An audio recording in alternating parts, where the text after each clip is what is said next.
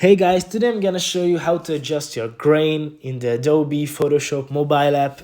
But before I get into that, I wanna say one thing.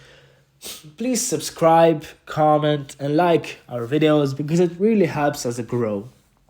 Okay, now let's jump into that. As you can see, I'm on the main page here. Here we can do all sort of things, but we're just gonna focus on one thing today. Because of that, we're gonna click on the blue photo editor button at the top. After that, we have to choose a photo for us to edit. I'm gonna choose this random photo for tattoo.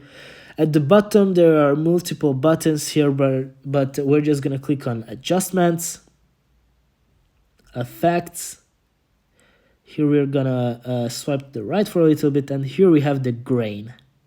Here we have this thing to adjust the grain with. You can play with it. You can customize it as much as you would like.